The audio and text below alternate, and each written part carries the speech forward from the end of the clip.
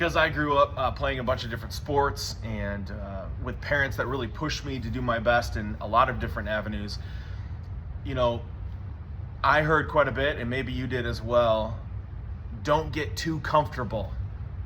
We've heard that before, right? Don't get too comfortable. That you even hear this in churches sometimes and in spiritual contexts like this one, like a devotional, where it's like, if you get too comfortable in your faith, right, God will shake you out of your comfort zone.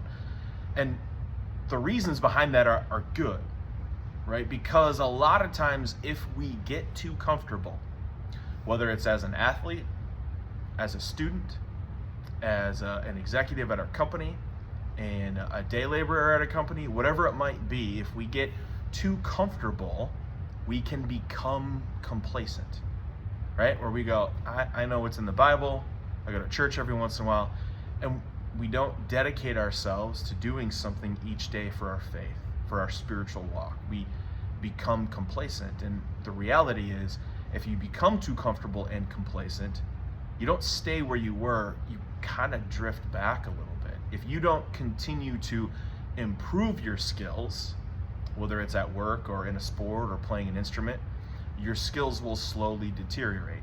This is in the spiritual life too. So that warning of don't get too comfortable, that's a healthy one when balanced. But there's also kind of this question of, but isn't comfort needed? Isn't it encouraged?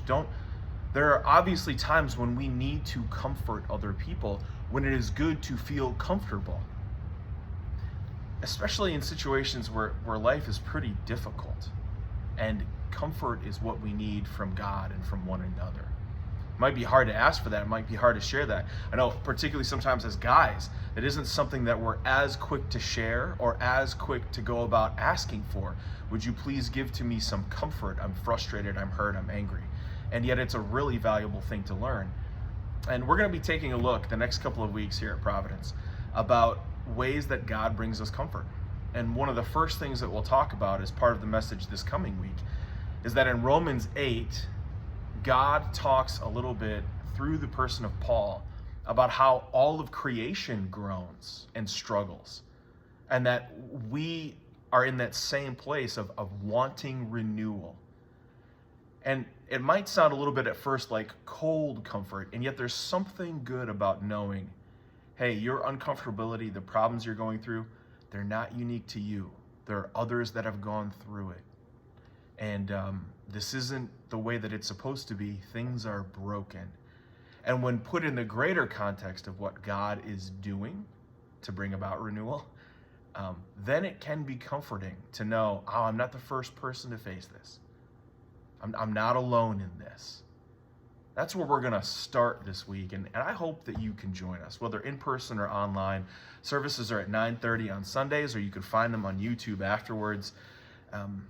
Our God is a God of comfort, and it is a good thing. And so I pray that you'll join us for that.